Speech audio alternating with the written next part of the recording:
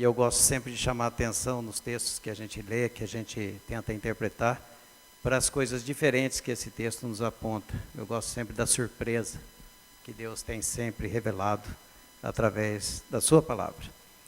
E hoje não é diferente, a gente vai ler um texto muito conhecido da palavra de Deus. Um texto que está registrado em Mateus, no capítulo 14. Mateus, capítulo 14, do versículo 22 ao versículo 33. Mateus 14, de 22 a 33. Meus irmãos que puderem e quiserem ficar em pé, vamos ficar em pé um pouquinho para a gente exercitar essa leitura. Diz assim a palavra de Deus, Mateus 14, 22 a 33.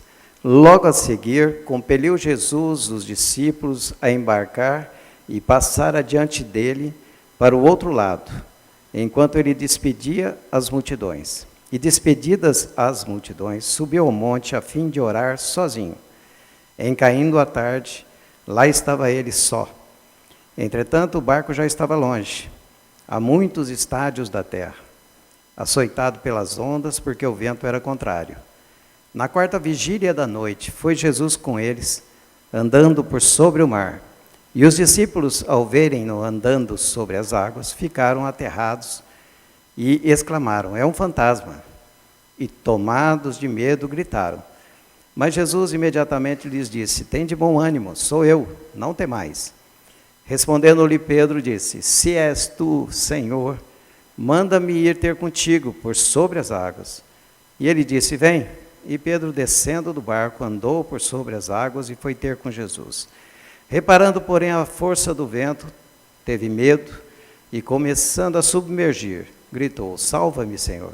E prontamente Jesus, estendendo a mão, tomou-o e lhe disse, homem de pequena fé, por que duvidaste? Subindo ambos para o barco, cessou o vento, e os que estavam no barco o adoraram, dizendo, verdadeiramente és filho de Deus. Amém. Vamos fazer uma oração? Senhor, nós nos colocamos nas tuas mãos, ó Pai, neste momento, porque sabemos que sempre o Senhor tem uma mensagem diferente para os nossos corações, e sempre o Senhor está contemplando as nossas vidas com as tuas verdades. Nós sabemos, ó Pai, do poder da tua palavra, e nós apenas somos aqui, ó Pai, um instrumento teu, para dizer daquilo que o Senhor tem colocado no nosso coração, para falar aquilo que o Senhor tem proposto às nossas vidas. E nós confiamos que sempre a tua mensagem é a mensagem que inspira as pessoas, aqueles que creem em ti, a consertar e a conviver na sua vida, buscando a tua presença e sempre, ó Pai, acreditando cada vez mais na tua palavra. Que ela revele para nós, ó Pai, a tua verdade e a tua vontade nesta noite, para os nossos corações, é o que nós pedimos em nome de Jesus. Amém.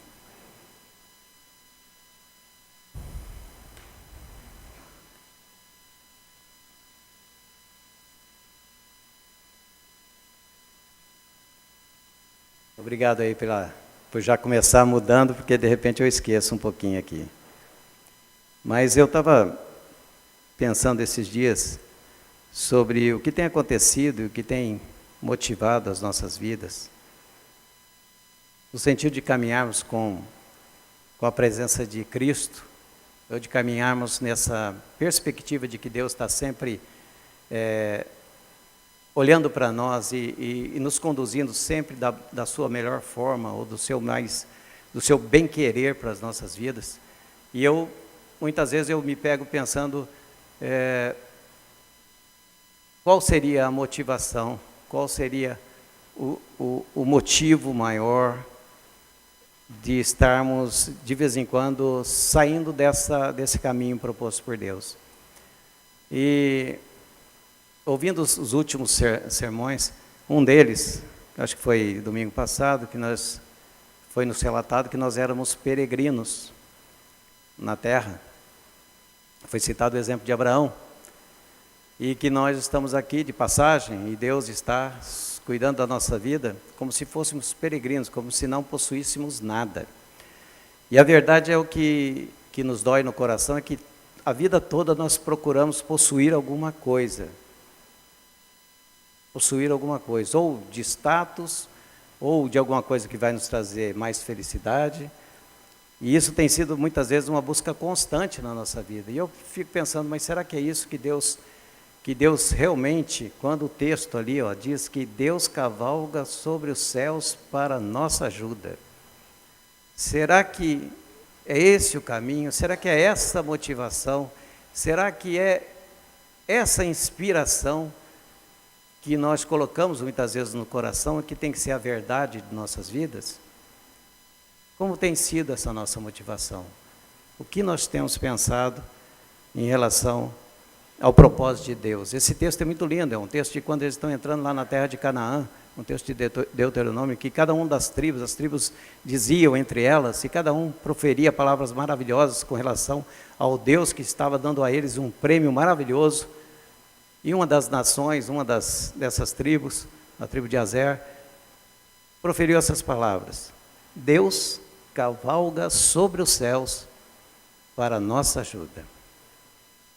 E eu olhando essa cena aqui e o texto que nós lemos, se a gente fechar os olhos e começar a fazer um exercício de tentar imaginar esse momento, Jesus saindo, despedindo os discípulos e depois aquele momento de um vendaval, alguma coisa muito forte, talvez uma tempestade, aquilo se aproximando, o barco fustigado, açoitado pelas ondas, e de repente Jesus aparece já de madrugada, entre 3 e na quarta vigília, né, entre 3 e 6 da manhã, ele aparece ali de madrugadinha, chegando perto do barco, com certeza ainda estava meio escuro, não estava tão claro assim, e ele aparece andando sobre as águas, as pessoas ali ficam perplexas, com medo, imaginam que é um fantasma, imaginam milhões de coisas, dado o problema que eles estavam passando, e de repente Jesus se manifesta e diz quem era, e acontece todo o episódio que a gente conhece. Mas quando eu fico imaginando, eu fecho os olhos, eu consigo imaginar a cena como se eu estivesse no horizonte olhando para o mar.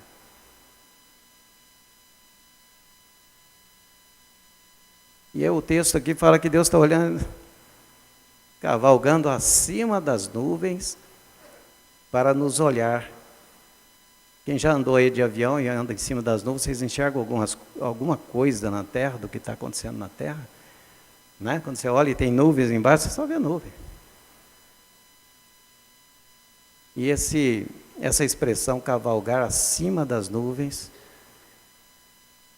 para nos ajudar, é um negócio que humanamente, a gente não consegue imaginar como é que é isso.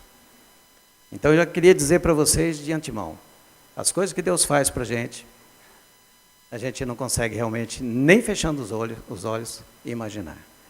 E esse é um texto muito bacana, muito bonito, e que eu escolhi aqui para a gente conversar um pouquinho. Eu vou conseguir.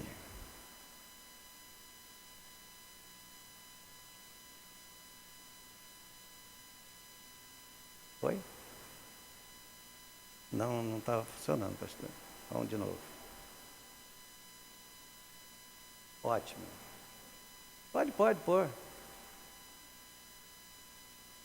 Eu só ver se está funcionando, aí eu não perturbo mais vocês. Ok.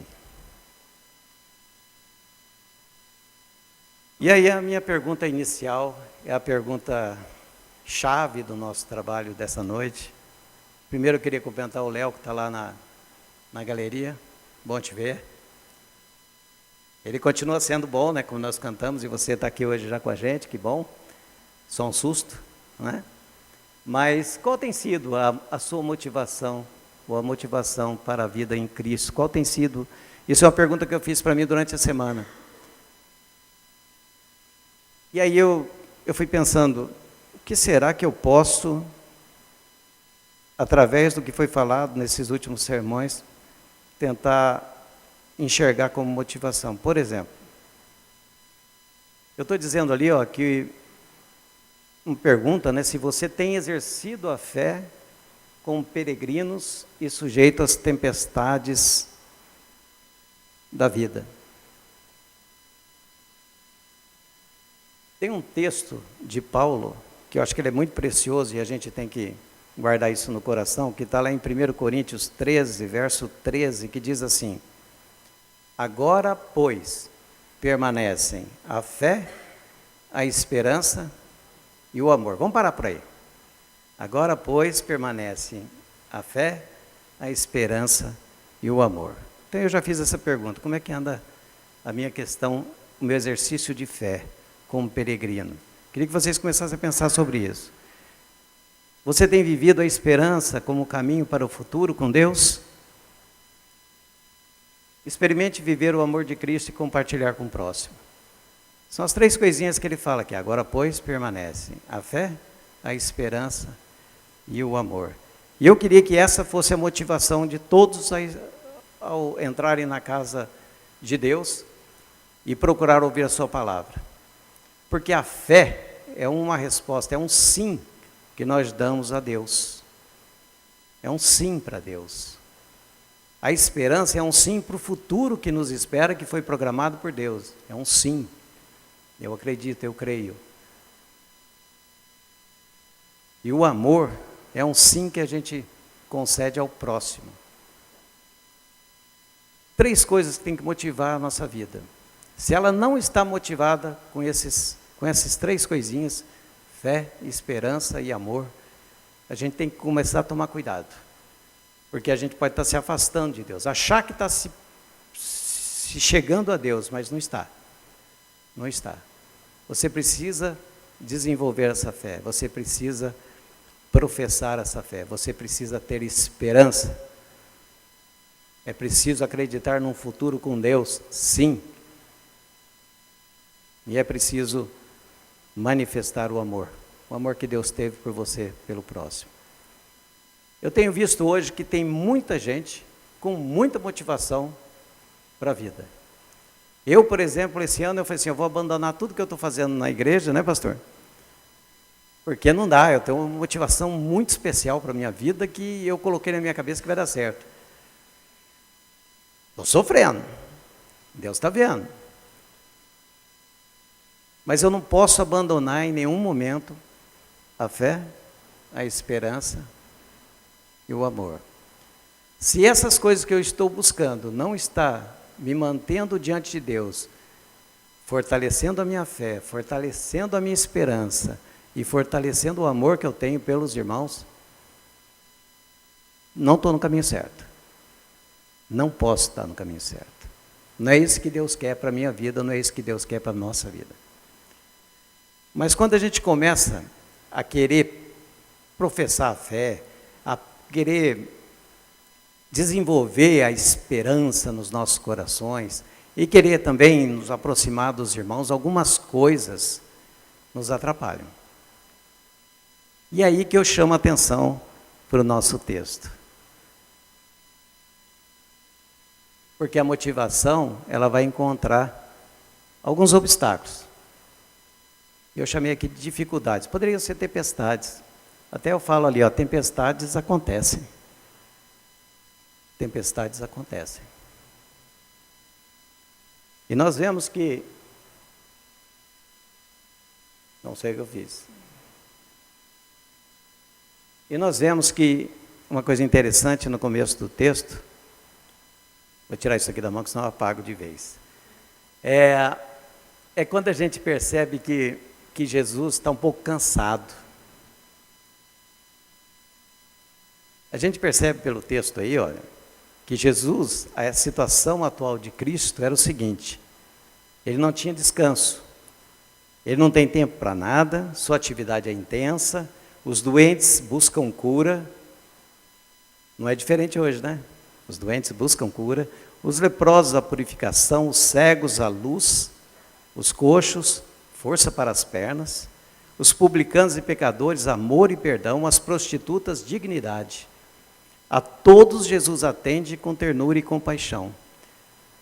Em pouco tempo desse episódio, ele já tinha sido rejeitado em Nazaré. Ele recebe a notícia que seu primo, João Batista, tinha sido decapitado. O clima era de tensão, tristeza.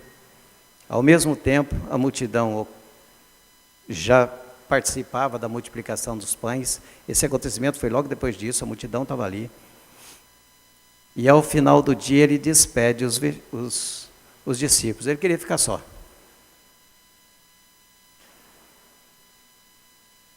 E muito interessante nesse texto a gente notar que ele despachou mesmo os discípulos. Ele não falou, ó gente, vai ali na frente primeiro, depois eu vou. Não, não, ele compeliu, ele empurrou, ele mandou, sai, vai passear um pouco. Eu vou despedir a multidão. E nesse despedir a multidão, que era mais ou menos a tardezinha, ele sai para o monte, vai orar e fica um tempão lá. E aí a gente fica olhando para os discípulos, eu fico imaginando os discípulos, eles não tiveram opção, eles tiveram que entrar no barco e sair fora, vamos ao termo certo, eles tiveram que sair dali, e Jesus os compeliu mesmo, os mandou embora, e eles foram para o barco, cumprindo a ordem de Deus, não tiveram também nenhum questionamento que eu vi ali, eles só sabiam o seguinte, Deus está no controle, está mandando a gente ir, a gente vai. Agora eu pergunto para você, se fosse você ali um discípulo, você ia perguntar assim, não, Deus está mandando a gente entrar no barco, mas com certeza a gente vai ter uma viagem tranquila, né?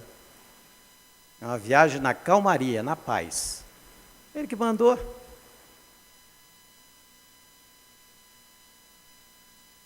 Não foi bem o que aconteceu. Jesus os colocou no barco, os impeliu a ir embora, mandou embora, e deixou eles ali no mar, num revolto, num temporal, numa ventania contrária, e o barco não conseguia sair, provavelmente, não conseguia fazer a travessia que tinha que ser feita. E eu posso imaginar que se eu fosse o discípulo na época, eu ia perguntar, como é que Jesus vai para o outro lado agora? Nós vamos sozinhos, né? Porque já pôs a gente no barco, mandou embora, que deu o barco para levar o homem. Ninguém questionou, vocês notaram? Já era tarde, já estava escurecendo. Eles entraram no barco, mudos, e foram seguindo o que Cristo mandou. E eu imagino que a hora que começou a ventar, eles devem ter perguntado, questionado assim, não, isso não vai acontecer com a gente não, foi Ele que nos pôs aqui nesse caminho. Vai ser tudo tranquilo, vai ser tudo na paz. Não foi o que aconteceu. Não foi o que aconteceu. E não é assim que acontece na nossa vida. E aí vem a primeira pergunta aí. Como conciliar a ordem de Deus quando os ventos estão contra? Como nós, como cristãos, conciliamos essa ordem de Deus, o agir de Deus na nossa mente, de mostrar para a gente, esse é o caminho, vai e a gente vai, o vento vem contra e a gente começa a passar dificuldade, as tempestades vão aumentando e a gente vai ficando numa situação cada vez mais difícil, cada vez mais atribulado e cada vez mais questionando a Deus. E a gente pergunta assim, por que Deus permite ventos contrários na vida daqueles que estão cumprindo a vontade de Deus? A vontade de Deus. Como? Por quê? Por que Deus permite? Por que tempestades terríveis, acidentes dolorosos acontecem na vida daqueles que estão fazendo o que Jesus ordenou? Por quê, irmãos? Porque tudo acontece, tanto ao bom quanto ao mal. Eclesiastes capítulo 9, verso 2 diz claramente isso. O mesmo sucede ao bom e ao mal. O mesmo sucede. Então, irmão, pode ficar tranquilo, você não é diferente de ninguém. As tempestades virão, acontecerão com você, acontecerão com outras pessoas, porque o nosso mundo é um lugar de lutas, de guerras. Não é um lugar de paz. Mas aí o irmão vai me perguntar, mas então o que vale a pena? Por que vale a pena eu seguir? Por que vale a pena eu continuar? Porque o que difere a gente daqueles que não creem é justamente o fundamento sobre o qual as nossas vidas são construídas. E eu digo isso porque quando Deus nos permite passar por tempestades, a gente vai se fortalecendo, a gente vai se aproximando de Deus. A gente vai ficando numa posição tão próxima a Deus que a gente começa a questionar coisas com Deus. E a gente toma a liberdade, de vez em quando, de perguntar para Deus por que é assim. Acho que todos aqui já passaram por algumas dificuldades. E na tempestade, quando você está próximo de Deus, você começa a questionar a Deus o porquê é assim contigo. E você vai se batendo com Deus. Vai brigando com Deus no mesmo bom sentido. E quando você não tem esse Deus, você reclama só da sua vida. E aí fica fácil entender o que se fala da teologia da prosperidade. Porque eles admitem que se eu passo por um determinado problema é porque eu tenho culpa, porque eu fui fraco, porque não era para ser assim. Não era para ser assim. Deus não quer que você passe por isso. É isso que eles pregam. E na verdade as tempestades nos ensinam e nos ajudam a fortalecer o nosso coração e a preciosidade de nos achegarmos a Deus. Essa é uma diferença forte, porque Deus está no controle, mesmo que tenhamos a impressão de que Ele está distante. Tem uma outra coisa também que nos atrapalha. Quando a gente começa essa caminhada e a busca pela motivação, pela fé, pela esperança, pelo amor, a gente de vez em quando encontra um negócio chamado demora. O tempo de Deus. O tempo de Deus. E esse tempo, ele é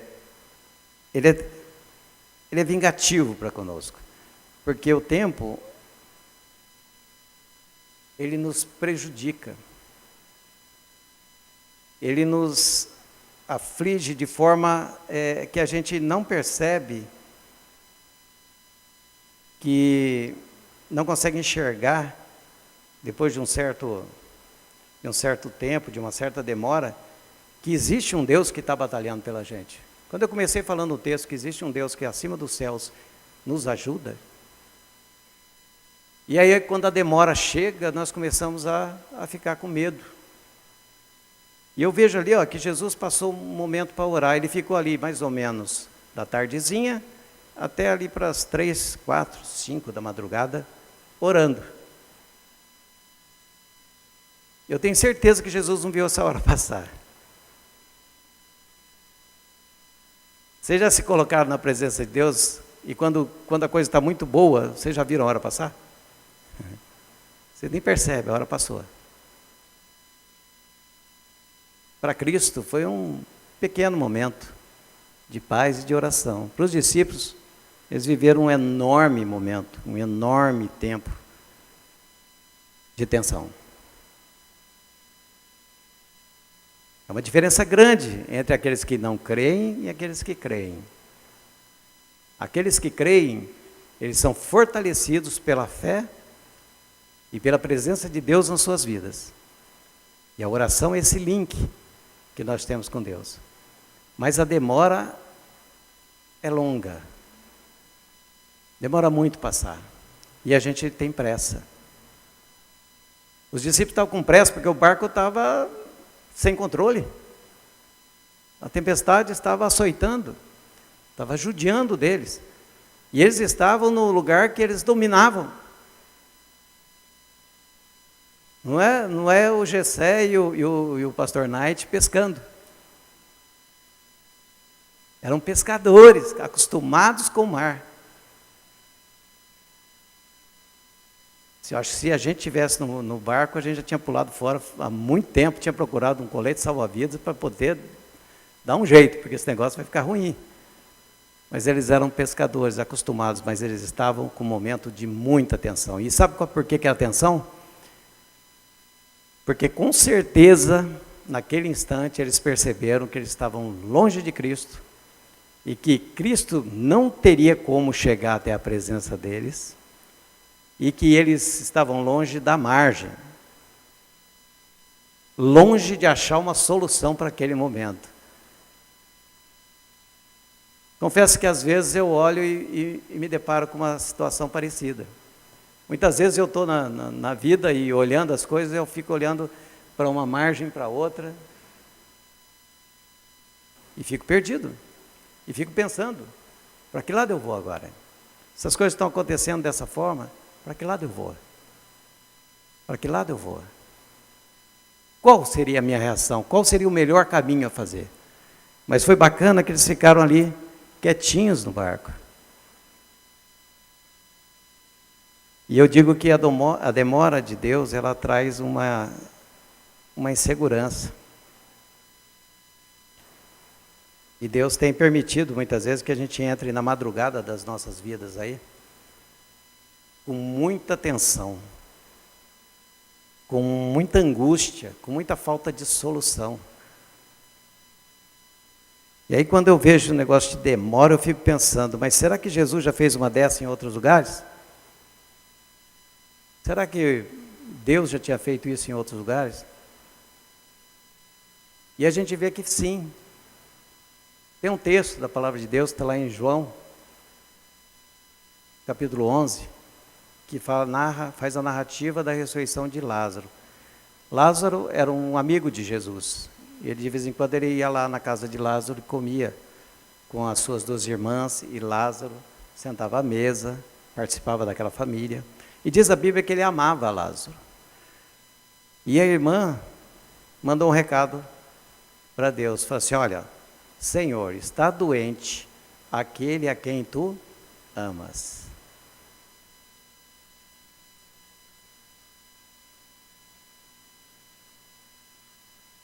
Senhor, está doente aquele a quem tu amas. O que ela usou aí como força na expressão dela? O Senhor não ama ele? Ele está doente. O Senhor não o ama? Ele está doente. Está doente. E Jesus deixou, aquilo foi correndo. 4 dias depois ele recebe a notícia, ele morreu. E a pergunta fica, para mim que sou um simples mortal e leitor da palavra, Jesus, no conceito humano, ele demorou um pouquinho para ir visitar Lázaro doente, não demorou? Jesus chegou um pouquinho atrasado. Nesse barco aí também, os discípulos já estavam achando que Jesus já estava atrasado. Nas nossas vidas, nós começamos a achar que Jesus está demorando demais para se manifestar. E aí a gente quer fazer as coisas do nosso jeito, porque está demorando demais, Senhor. E aí a gente fica apelando como as irmãs de Lázaro fizeram. Está doente aquele a quem tu amas. Senhor, o Senhor não me ama? Se o Senhor me ama, o Senhor tem que me socorrer. São coisas que o ser humano vai criando na sua mente e vai dificultando essa relação com Deus. Porque o tempo de Deus é o tempo de Deus.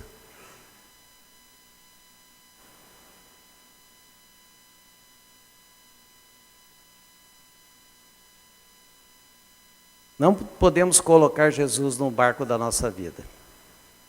O barco, ele vai andar, porque quem empurra esse barco para andar da nossa vida, quem empurra a nossa caminhada é Cristo.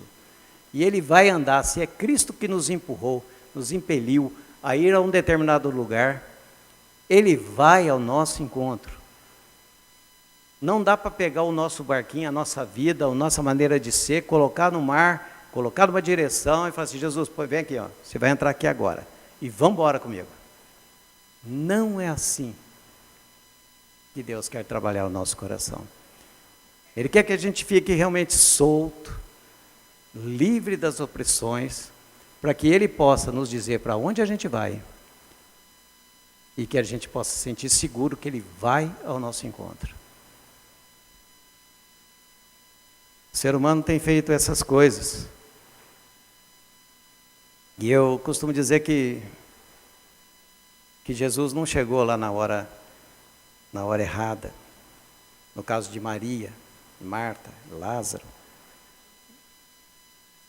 A enfermidade de Lázaro, como mesmo Jesus disse, não foi para a morte, mas foi para a glória de Deus, para que se manifestasse a glória de Deus. E a ressurreição, a glória de uma ressurreição é maior que a glória de uma cura.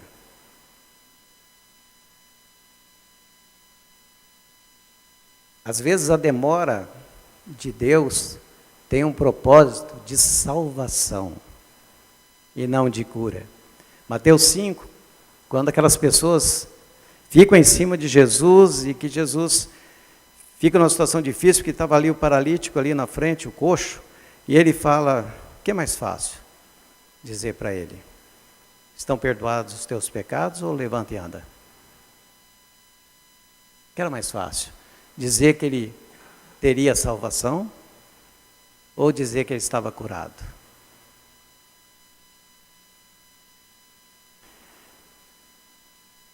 O que é mais fácil e o que é mais importante na vida do ser humano hoje?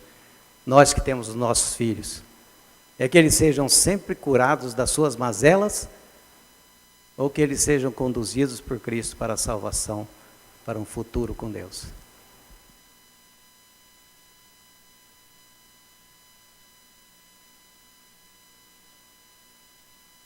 A demora de Deus pode nos dar isso, pode nos permitir isso, de vivenciar não a cura, mas a glória da ressurreição com Cristo. Motivação versus silêncio. Lá no início, fé, esperança e amor, motivações que tem que estar no nosso coração. Ela fica balançada, ela se perde com o silêncio. O mar aí está revolto, está escuro, já é madrugada, os discípulos já não conseguem remar, suas forças já estão diminuindo, a natureza vai vencendo. Eles vivem a experiência de clamar e só escutam o barulho do mar revolto quando Deus fica em silêncio. As vozes da dúvida gritam dentro de nós. Eu também fui buscar um texto da palavra que fala um pouquinho desse silêncio de Deus. Tem dois textos que eu gosto bastante, mas um é o do profeta Elias na caverna, naquele silêncio, quando Deus começa a falar com ele, no vento. Mas eu gosto desse texto de Jó, o livro de Jó. E se a gente for pensar um pouquinho nessa história desse homem chamado Jó, ele viveu um momento muito, muito complicado, muito de falta de esperança. Ele entrou em falência financeira, era um homem muito rico, de repente perdeu tudo. Ele também perdeu seus filhos, eram 10 filhos que ele perdeu, que a Bíblia relata. E os irmãos, só para ter uma ideia, ele gostava tanto dos filhos que ele fazia sacrifícios para os filhos, para tentar purificar os filhos. Ele também foi atingido na sua saúde. Ele viveu a revolta da sua mulher, que ficou descrente do plano de Deus, do que Deus tinha reservado para ele. Ele também viveu um momento de acusação leviana, quando ele era muito rico, muito abastado, ele tinha muitos amigos, e de repente, quando ele foi ficando pobre, os poucos amigos, foram dizendo que ele era, com certeza ele tinha muito pecado, por isso que ele estava vivendo aquele momento. No texto a gente vê que foram 16 vezes que Jó se levantou para dizer para Deus assim, ó, por quê? Por que não morri? Por que não tiraste a minha vida? Nós vemos também que foram 35 vezes que Jó queixou-se contra Deus. Colocou toda a sua angústia diante de Deus, porque ele tinha intimidade com Deus. Irmãos, ele tinha intimidade com Deus. Ele colocou toda a sua angústia diante de Deus e fez um monte de perguntas. Mas Deus ficou em silêncio. Em silêncio. E aí, quando Deus começa a falar lá pelo capítulo 38, ele não responde nenhuma das perguntas de Jó. Nenhuma das perguntas de Jó. Aliás, ele começa a conversa com perguntas para Jó. Às vezes a gente fica a vida toda procurando resposta para algumas coisas que acontecem na nossa vida. A gente passa muito tempo fazendo isso. E a gente precisa uma coisa muito especial e que a gente nota nesse texto. É que a forma como Deus tem trabalhado as nossas vidas e tem nos comunicado a sua palavra, não é a forma que a gente conhece. Os meios que Deus tem usado para falar conosco não são os meios convencionais. O passar por aflição, o passar por dificuldade, ou essa angústia que nós vivemos quando estamos ou doentes, ou quando alguém da família nos falta, ou quando a gente procura em Deus justificativo para algumas coisas que acontecem na nossa vida, nós estamos deixando de crer que o controle vem de Deus, que a esperança ela é dada por Deus e que ela é só desenvolvida lá naquele texto que a gente leu no começo pela fé. Com a fé vem a esperança e a esperança desenvolve o amor entre as pessoas. E a gente fica aí nos perguntando, como anda a minha motivação em função das dificuldades que eu tenho, em função da demora de Deus e em função do silêncio de Deus. Como tem ficado as nossas motivações? Como é que anda a nossa fé, esperança e amor? E aí, como termina esse texto? Só para a gente tirar uma aplicação para a nossa vida aí. A primeira aplicação que eu tiro desse texto é que a nossa concepção de dificuldade, ela varia com o crescimento da nossa experiência com Cristo. O que isso quer dizer? Vamos lá ao texto. Pedro estava vivendo um momento de naufrágio, de não saber para onde vai. O barco estava sem controle. E a hora que ele ouve que é Jesus, ele desce do barco. Ele pergunta se podia ir ao encontro de Cristo. E ele desce do barco. Irmãos, quando você está visualizando Cristo, quando você ouve a voz de Cristo, você tira o seu pezinho da dificuldade. Você passa num estágio de fé, de convicção de que Deus está vindo ao seu encontro, que Deus está na sua vida. Muda. Você já não olha o barco afundando, nem o barco virando. Essa é a diferença daquele que crê e daquele que não crê em Deus. Aquele que não crê em Deus ia achar, ia concordar que é um fantasma e jamais levantaria o pezinho para sair do barco. Jamais. Pedro sai do barco. O barco, imagine a cena, o barco para lá e para cá, todo mundo aflito. Pedro, posso ir ao teu encontro? Pode, vem. Ele desce do barco e não olha a situação, o ambiente, o mundo que está ao seu redor. Ele simplesmente desce, põe o pé, como se tivesse posto o pé numa terra firme, e sai ao encontro de Jesus.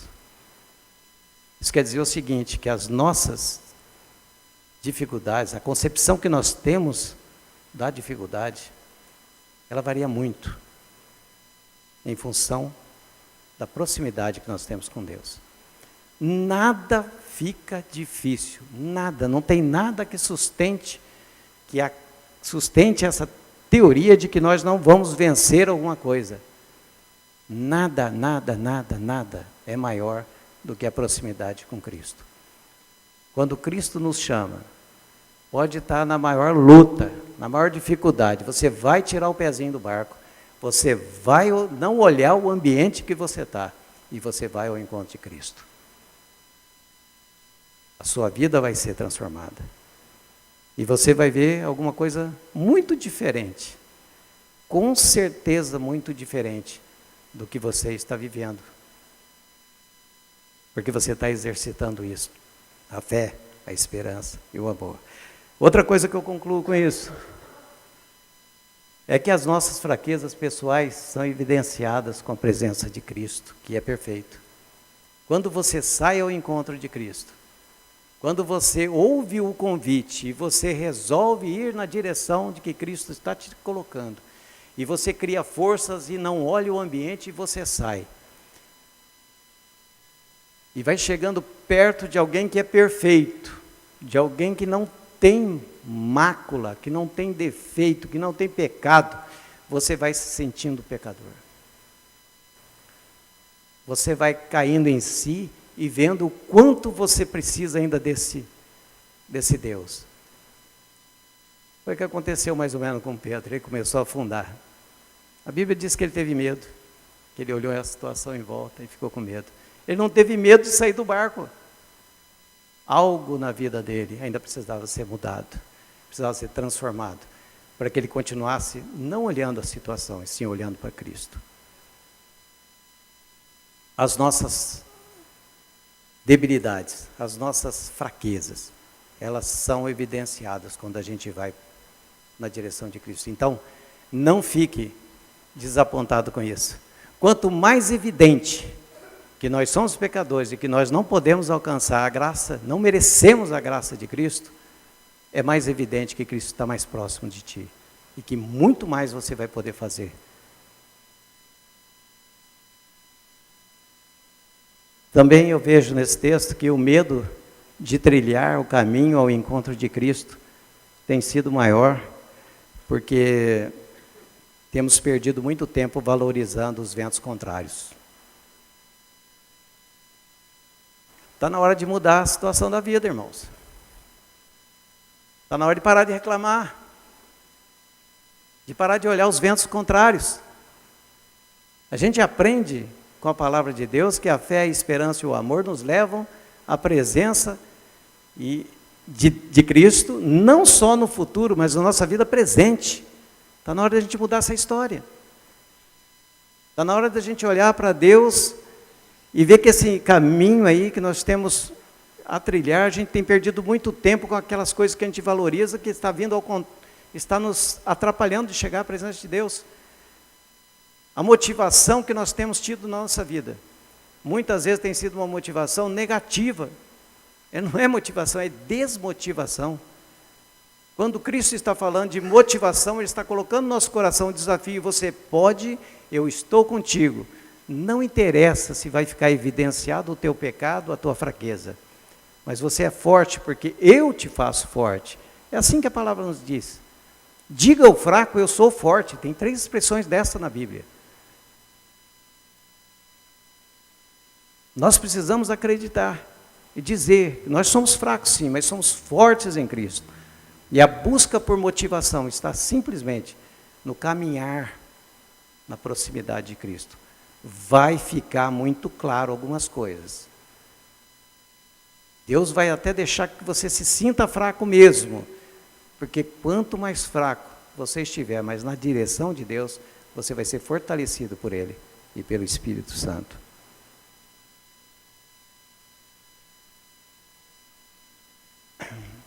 E eu queria terminar com uma frase para vocês guardarem. Sempre eu deixo uma frase dos meus sermões e das minhas coisas que eu gosto, e eu digo assim, ó: aquele que caminha sobre as nuvens, aquele que cavalga sobre as nuvens, também é o que caminha sobre as águas, sobre as ondas. Muito bem corrigido aqui. Aquele que caminha sobre as nuvens. Nós abrimos o texto falando disso. É o mesmo que caminha sobre as ondas. Elas podem ser grandes, podem ser difíceis, mas a fé, a esperança e o amor tem que continuar sendo a motivação do cristão para aprender com Deus e viver Um futuro, eu ouvi isso essa semana, com relação à empresa que eu trabalho. Alguém falou assim, nossa, eu vejo um futuro brilhante para essa empresa. Eu fiquei pensando, puxa vida, eu vejo um futuro fulgurante para a Igreja de Cristo.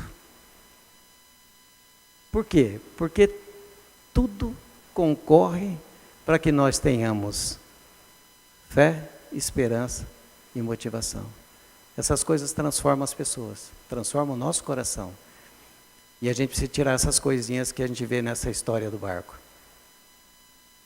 Tirar essas coisas do coração e deixar que Deus habite no nosso coração.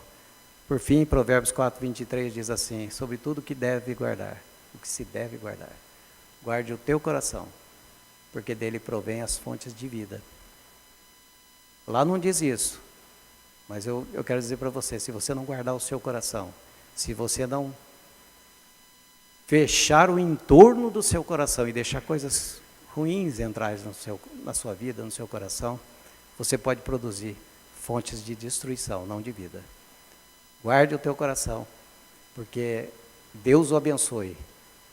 Sempre abençoe essa igreja, para que dele possa fluir fontes de vida. Amém? Deus os abençoe.